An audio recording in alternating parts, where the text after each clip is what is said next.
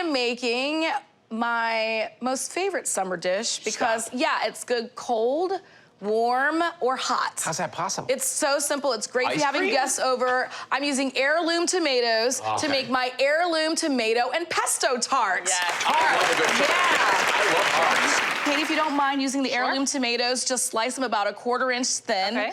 And it's a really quick pesto. I have like 3 pesto recipes in my cookbook. So quickly, I'm gonna get started on the pesto, which I love pesto because there's so many different ways you can kind of move it around in your kitchen and do different things. But we're gonna go typical with some basil. I like to cut it with some parsley because, you know, sometimes basil's a little bit expensive and parsley does the trick. Some thyme that I also have in my garden. And instead of pine nuts, because they're so expensive, why not some slivered almonds? Get those in there. I love using different nuts for a pesto. A little bit of garlic. Got some lemon juice and zest. I tell you what, this time of year, it's hard to do better than the tomatoes. It is. You know, I want to eat them at every meal. And then some parm. And then because we've got, you know, the salt from the parm, I'm just gonna come in here and hit it with some pepper. Might need a little pinch of salt later. You know, the heirlooms are so beautiful. So that's what tomatoes pretty much look Well, like. that's what they should. Like, they're not perfect, and that's why they're so good. This recipe is for 2 of my tomato and pesto tarts. And this is just a store-bought pie crust. You put it into your fluted little dish here, put it into the oven, 425. You're gonna par bake it with some beads in there.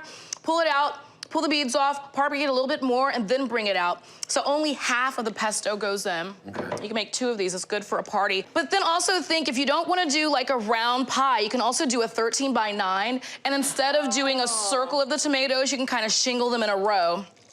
Get a little bit more in here for a good coverage. I like that idea. And you can very also use simple. a regular pie pan if you don't have a fluted pan. Exactly. And then those tomatoes, Katie, that you sliced up. Pile them on. I'm gonna start on the outside and then just kind of shingle around. Shingle. Yeah, it's beautiful. Really showcasing those. Not too much of an overlap. I like that you can make this ahead of time. This would be perfect for a brunch. It would be great for lunch with a little salad. The oven, after the par bake, you turn it down from 425 to about 375, and this takes about 45 minutes. So 375, 45 minutes, let it cool, and you are ready to go. Oh, beautiful!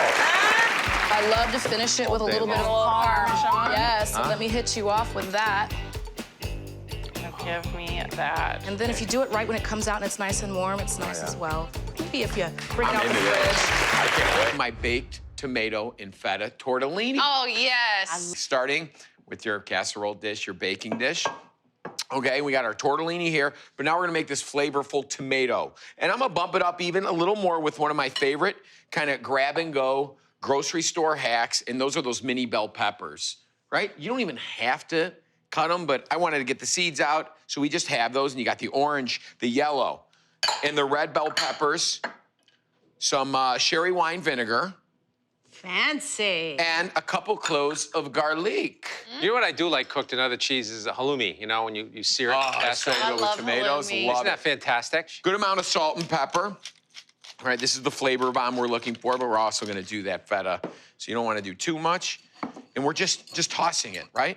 Tortellines, who doesn't love it? You can do the meats, you can do the cheese, you can do a pesto, there's sausage ones. I'm just gonna use cheese here, like a 4-cheese tortellini, but we're using the refrigerated fresh tortellini. So you need to boil this ever so gently. You know, it comes in bags. You can get frozen ones, just make sure you defrost them. First, we're gonna spray the bottom of this dish just to make sure nothing sticks, and we're gonna literally dump in the tortellinis. You have not cooked those. I have not cooked Straight the out of the tortellinis. bag. They are fresh pasta, straight out of the bag from the fridge. Chicken stock. We're gonna shake this, Alex. So all those little torts on the bottom. What's next? The feta. So we are just gonna... You're making a pizza version of it. Exactly, almost like your kitchen sink pizza, right? But using, again, this is a great time to pull out all those veggies and stuff, because we're gonna cook it fairly long. Bury everything in this, right? So we are gonna mix this, make sure all that garlic gets in there. Geoffrey, you ready? All up in there. And I like to kind of make sure we scrape all that minced garlic all around. The way you're doing it is compelling. Into the oven, 400 degrees for about 35 minutes. That pasta's gonna cook. It's gonna be nice and al dente. We're gonna blister those tomatoes. We're gonna make sure those peppers are soft and supple. And most of all, that cheese gets bubbly, very fragrant. That smells good. All in one And- pan. So easy. Eat your heart out, tiki-taki. Okay? Some torn basil, huh? Are they doing that? They don't even know. The kids don't know what basil is. They've never even No. heard of basil. The kids today. Right? Right? All right. I literally have to do nothing else to this. We're gonna take a corner piece with all that stuff. It's intact. That looks good. That looks really good. And just a gentle little scoop. No need to stir, okay? There's no cool tunes playing in the background. And then you take a bite. I like that you don't have to par cook the pasta. You don't have to. It's like those no-boil lasagna sheets. Yes, You just yes. It's like, you know, it's still in those little folds of the tortellini. It's still chewy and toothsome, but it's hydrated because You haven't lost the integrity of any ingredient, nothing is, everything, as it should be. just the sweetness of the tomatoes. You know, the little bit of, you know, earthy punch from the peppers. You need a little fresh basil on there, but most of all, that feta is intact and delicious. Roast tomatoes with pesto and Parmesan is happily one of those dishes you can make all year round. There's something about roasting tomatoes that really brings out the flavor. I'm going to show you how to do it. So I'm starting with these small round tomatoes that I have in the garden, and I'm just slicing them a ½ inch thick. I'm just going to put them on a sheet pan. You don't want to put paper underneath it. You just want to do it directly on the sheet pan because you want them to brown nicely. The one thing you want to make sure is that this dish that it goes with is kind of quiet because these are really flavorful. So just line them up on a sheet pan. I can believe how easy this is. Drizzle of olive oil always gives them lots of flavor.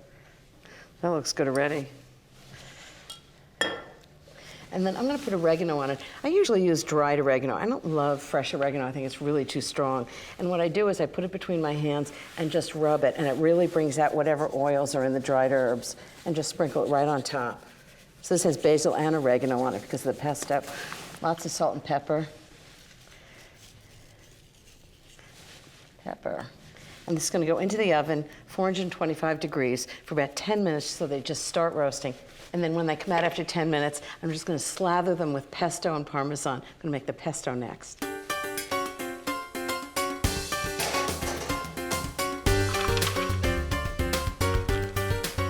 So I've got a quarter cup of walnuts, quarter cup of pinoles, and lots of garlic. So 3 tablespoons of garlic. That's about 9 cloves. Okay, just gonna give it a quick whir.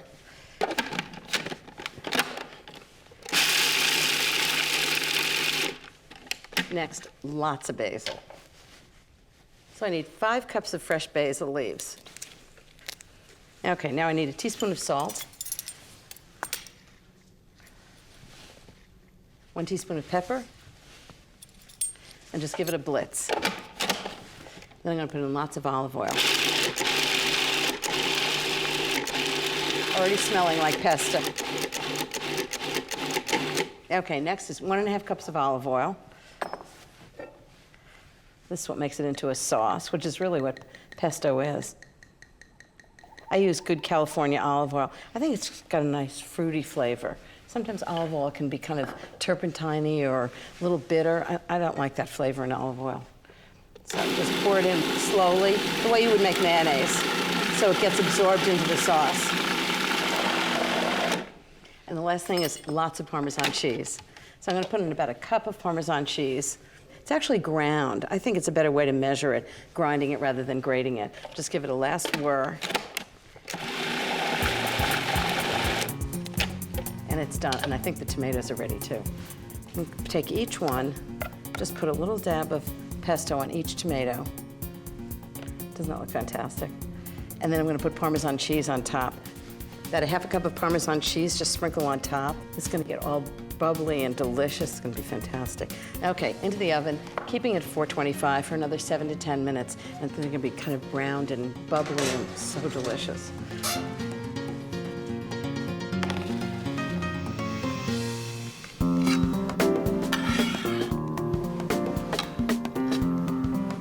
Okay, a little bit of salt, give it lots of flavor. Now that's tomatoes with pesto and Parmesan. How good does that look? It's very Italian, very delicious. Great as a side dish. It's great served warm, room temperature. I can't wait to taste it.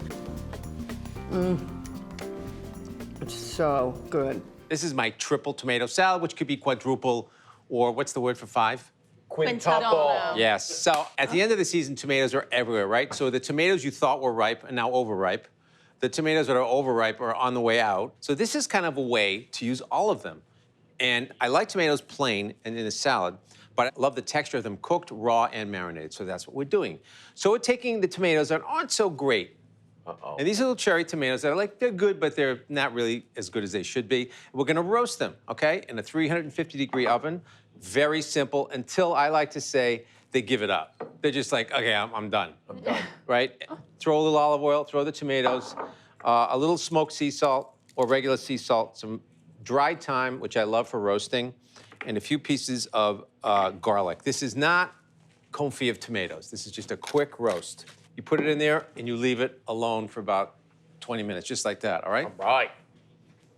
350, and is that what you have? You see they've sort of given it up?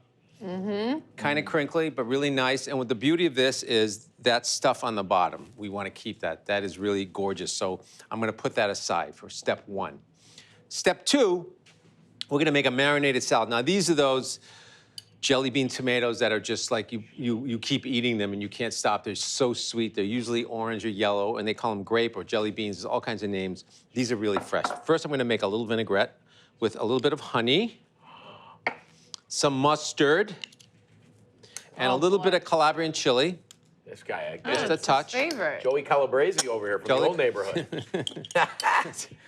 And a little bit of white wine vinegar and olive oil. That's it. And it's done, right? So you're just gonna take this, let it sit, maybe a little salt and pepper, okay? And that is the marinade. So we're gonna just cut the rest of them up, and now we have 2 tomatoes working. So 2 of our 3 are done, okay? Geoffrey, my favorite tip that you ever taught here on the kitchen was when you made a BLT and you sliced the tomatoes and you took the tomato juice left on the board and brushed it on the bacon. Yes, There you go. I remember. Okay, so in that I put a few raw red onions, Wow. you know, and I'm gonna put that in there and leave it sort of to marinate. And that's step 2. Boom. So this is, heirloom tomatoes, which means? It's like original OG tomato from the ye old yesteryears. Original seeds. Yeah, Of the like plant. 60 Yes. years or something. Yeah. We're gonna cut it down around. You're gonna hold the core with your finger, go around the core. Very important, this piece is the best part of the tomato, right there. That piece, to me. I like to put that aside and save it. And then It's like the oyster of Yeah. the tomato. I sort of trim them up just a bit, and we won't throw any of this away. This is I love beautiful. these heirloom tomatoes. When you go to the look at that farm color, stand right? and there's all these different ones. Oh, look at that. Beautiful. Hue. So with the tomato, I just want to show you that piece there. Isn't that beautiful? It almost looks like a melon, right? So pretty. Oh, So the fresh is going to be on top. The marinated and the roast are going to be sort of spread around. So every bite, you have a little bit of a different style of tomato. So for this, just to loosen it, I'm going to put a touch of vinegar on the bottom. This just to loosen it. And all of that tomato and salt has just created this gorgeous little vinaigrette. And we're just going to drop it down. And you could just see that these tomatoes now have like sort of dehydrated and become more intense. So important when you marinate things to stir them right before you Yes. plate. Oh. And then we're just gonna have some fun with this because these just deserve one thing, and that's salt and olive oil, like you said amen to earlier, that.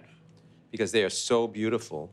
Maybe some of that smoked sea salt you had over there would be good. Are you gonna do it? I'm gonna do it. Yeah, buddy. And then I like dill on tomatoes. I don't know why. It's just, So good. I love dill. And a few pieces of basil. So I just like to throw a few on top. And there you have our 3 expressions or 3-part tomato salad, roasted, marinated. Uh-oh, someone's dipping in already. Ready to go on this. Sharpening Okay, her so there you fork. have that. Isn't that pretty? That is Beautiful. beautiful. Chef. Beautiful. I mean, Katie, I'm gonna give you a little. Yes, I really want to try this. seared piece of fish, like a sea bass with that would be that, very yeah. good. There you are, Katie. I can't wait to try this. Look at that. Why, thank you. Look how beautiful that is. Gosh, I wouldn't expect anything less, though, of a Geoffrey Zakarian tomato salad. Now, what's acceptable to add to this? Can I add some shrimp? You want Can I to- add mozzarella? If you want a small piece of burrata, we go with this, but texturally, this should be enough. Geoffrey, the way that you added the roasted in there, the marinated, which has such a zing from the vinegar and their own natural acidity, and then paired it with the dill and the basil, I don't need anything else. Like, I can just end the meal. The starter is plenty. I mean, star, A+. Thank you. Love it.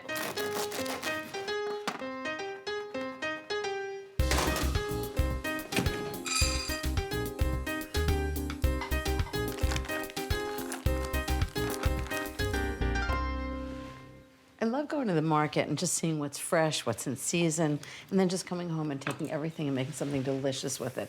So today I'm going to make tomato crostini with whipped feta. What it is crostini toast, and then I'm going to make a creamy feta spread, and on top I'm going to put those delicious cherry tomatoes. It's a great combination. So I'm starting out with 6 ounces of feta, 2 ounces of cream cheese. I want to be sure it's really room temperature so it mixes in well. Process these two together just for a minute, just until they're combined. Okay, now some good stuff. 1/3 cup of olive oil. That should be perfect. 2 tablespoons of freshly squeezed lemon juice. So I'm gonna do it right in. A little strainer always helps to take the seeds out. 2 tablespoons is about 1 lemon, more or less. There's no substitute for fresh lemon. Okay, that should be about 2 tablespoons. That's helps. And now just some salt and pepper. 1/2 teaspoon of salt. 1/4 teaspoon of pepper. Just give it a whir. So there are 3 parts to this recipe. There's the creamy feta spread, there's the toast that it's going to go on, and the tomatoes. I've got the bread in the oven. So what I did for the crostini is I took a baguette, I sliced it diagonally about 1/2 inch thick, and then brushed it with olive oil and baked them at 425 for about 6 to 8 minutes, just until they're crisp. Okay, that's the crostini, next the tomato topping. Okay, in a small bowl, put together 2 tablespoons of minced shallots, 2 teaspoons of minced garlic, and 2 tablespoons of good red wine vinegar. And if you have the time, just let that sit for about 5 minutes so the vinegar really gets into the shallots. When the time's up, add 1/3 cup of good olive oil, a teaspoon of salt, and 1/2 teaspoon of pepper. Next, the star ingredient of the recipe, 2 pounds of ripe cherry tomatoes. I got them at the market. Just stir it all together, set it aside for like 10 minutes, just for the flavors to develop. Then one last ingredient, 3 tablespoons of julienne fresh basil leaves. And that's the topping. So I've got all the elements all together, and I'm just assembling them. So there's a little toast, and the whipped feta, and the tomatoes right on top, with fresh basil. It's gonna be delicious. And a few pine nuts. Right on the tray. Those look good enough to eat. Little basil on top. Basil smells so good. I think he's gonna love what we got at the farmer's market. It is so simple and so good. I am making tomato pie with pimento cheese. Now I'm going to get started on my crust. I've added 1/2 cup of cornmeal, 3/4 cup all-purpose flour. I'm also adding in a 1/2 teaspoon of salt. Okay, now I'm adding 1/3 of shortening. I'm just pulsing this until I get little pea size of that shortening. All right, cool. And now I'm gonna add in some cold water a little bit at a time until it forms almost a ball inside my food processor. Put it on low. It's coming together. It looks pretty good to me. I want to add a little flour on my cutting board here, a little bench flour. I'm going to take my crust. A tomato pie is basically made with a crust. Now, it could be cornmeal, it could be your standard crust. I like cornmeal crust for texture.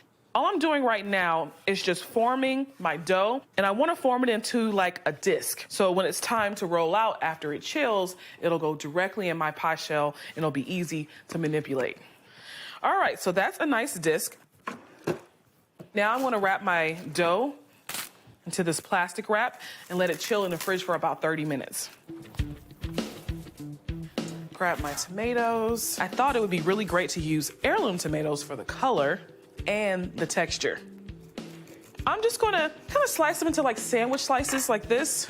Not too thin because you don't want it to basically melt or mush together inside the pie. So just enough sandwich slices. This is my last tomato slice. I'm gonna add some salt to my tomatoes to help draw out some of that moisture before I bake it with my pimento cheese. Now, while that sits there, I'm gonna grab my pie crust. It's chilled for about 30 minutes, and I'm gonna roll out the dough to fit the size of this pie dish. It doesn't have to be perfect. This is a rustic pie. I'm gonna gently mold my pie dough to the pie dish. All right, so I'm gonna do my simple crimping technique and just taking your pointer finger and your thumb and just pressing it in.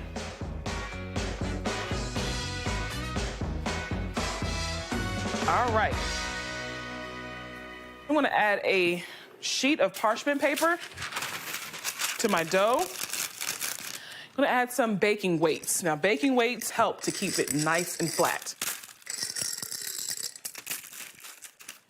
That's good. My oven is preheated to 400 degrees. I am gonna bake it for about 20 to 25 minutes. I'm gonna grab the other ingredients for my tomato pie. I'm gonna use ham, my famous pimento cheese, got some onion, my house seasoning, parsley, and chives.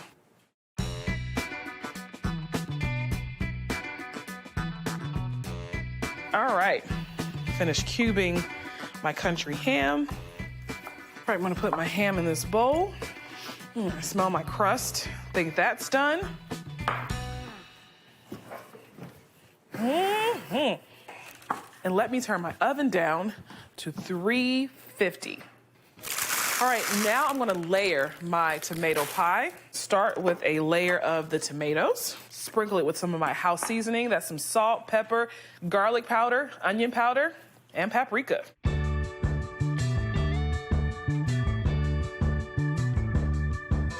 Also gonna cut a few chives and fresh parsley to add to my layers. It's gonna give it a little herbiness, a little color. Add my pimento cheese. Oh, my pimento cheese. It's like none other. It's the best pimento cheese I've ever tasted. Now I'm adding my cubed ham, some onions, and these are just sliced white onions.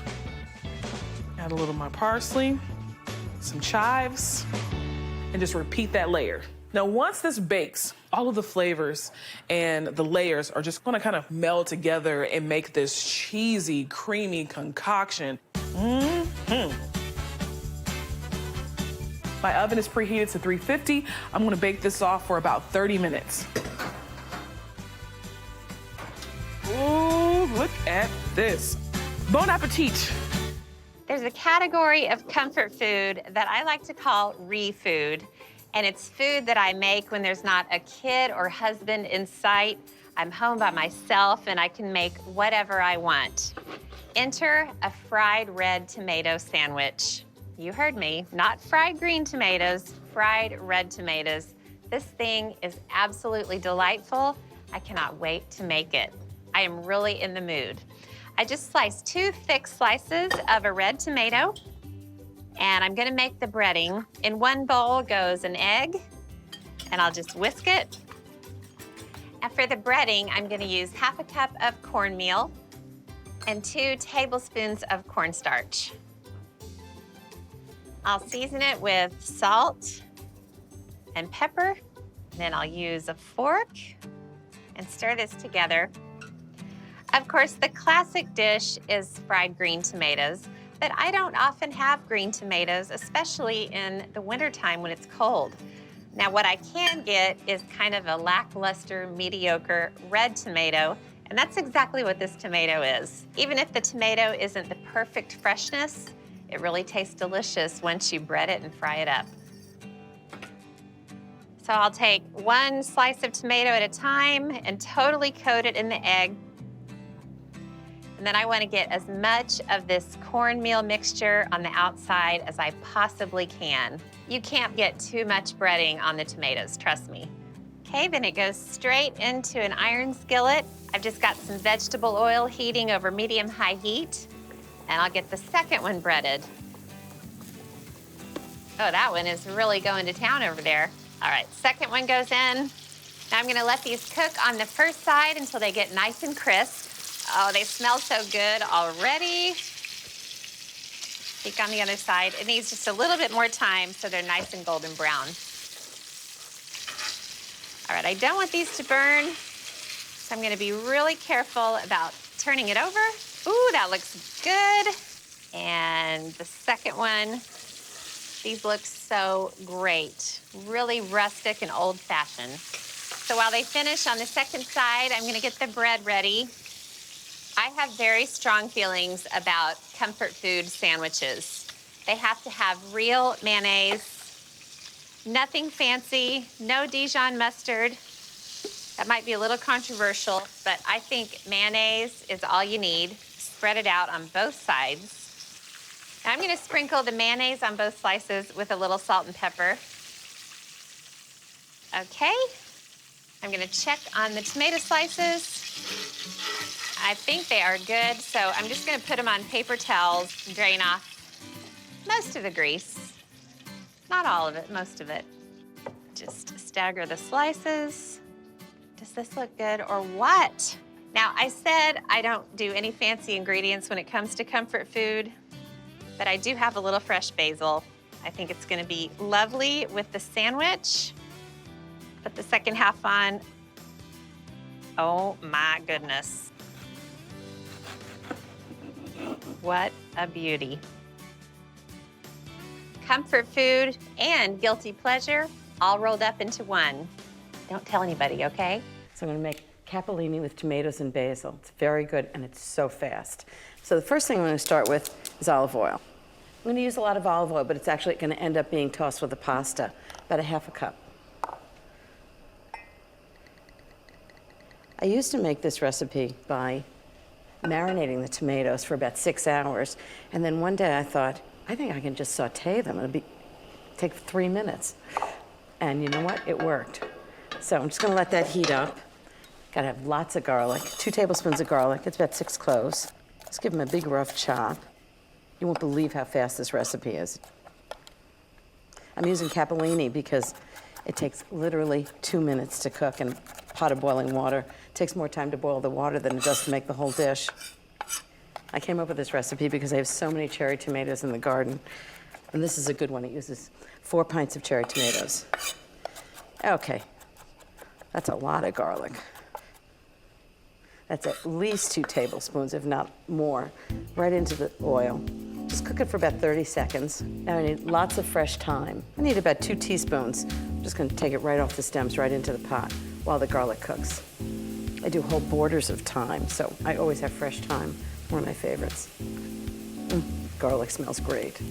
Okay, 2 teaspoons of fresh thyme leaves, 2 teaspoons of salt,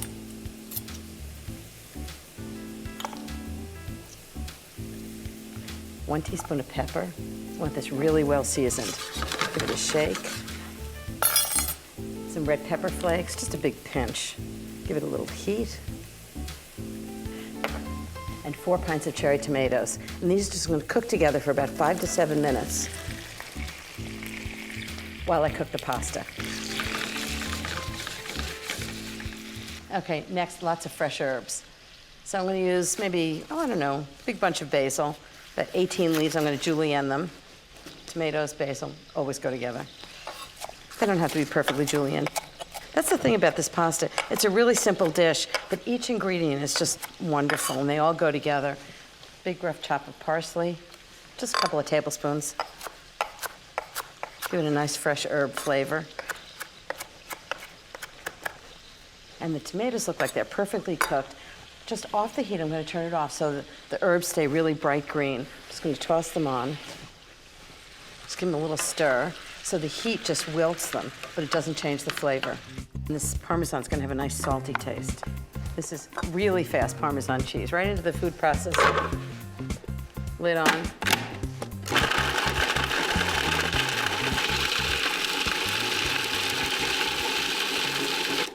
Perfect. Okay, I think the pasta should be done. Just drain the pasta.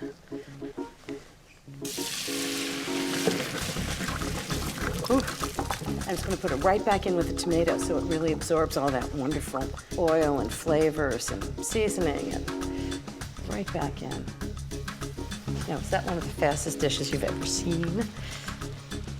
Just give it a big toss. You want to not crush the tomatoes. It needs one more thing to make it perfect, Parmesan cheese. 1.5 cups of Parmesan cheese. All I needed was a few things from the pantry, and lunch is served. I'm gonna whip up the best tomato soup ever. I love this soup. My friend Kathy's been making this soup for years, and every time I try it, I like it a little bit more than the time before. Now I've got some diced onions sauteing in 3/4 of a stick of butter. And I'm gonna throw in 2 cans of diced tomatoes. This is a really easy soup, which makes it even better. And then a big old can of tomato juice. You can use flavored tomato juice, but I like to just do it plain. The beauty of the tomato flavor really shines through. All right, now I'll just give this a stir. Now I'm gonna add 2 or 3 tablespoons of sugar. It doesn't make the soup sweet, it just offsets the acidity of all the tomato products in here. 3. All right, stir that in. And then I'm gonna add plenty of freshly ground black pepper. I don't always use freshly ground black pepper because it takes time, energy, muscles to crank this grinder. But Kathy always used fresh ground black pepper in hers, and I do it the same as she does. All right, now I'll throw in 3 chicken bouillon cubes. They just add extra flavor to the soup. This soup is really big on flavor, and that's why I love it so much. Okay, now I'll stir it around. I'm gonna crank up the heat and let it come to a boil. Now I'm gonna add the special ingredient that makes this soup extra delicious, sherry. I'm gonna pour in about 1 cup. The sherry just gives it a wonderful flavor, and I add it after it boils because I don't want it to all disappear. That's 1 cup, and then I always do this because I can. And now I'm gonna add 1.5 cups of heavy cream. Did I mention this soup is delicious? The cream just gives it a wonderful richness. You'll get that wonderful light pink color, so delicious. Now I'll stir this around. Oh my goodness, it smells so good. I smell that sherry already. Looks wonderful. Now I'm just gonna add some herbs. I'll start with about 1/4 cup of parsley, and I'll just give it a rough chop. This soup really doesn't need much help, but I love the little green flecks in the soup. It makes it really, really pretty. All right, now I'll throw that in. And then a few basil leaves. I'll just roll them in a bunch and then slice it. And then the basil goes in. I'm gonna do a little bit more freshly ground black pepper. You can't have too much in a soup like this. All right, now I'm just gonna give it a stir, and I hate to tell you, but that's it. The soup is that easy. Now it's just about keeping it warm, and then I'm gonna gobble it down for lunch later. I cannot wait.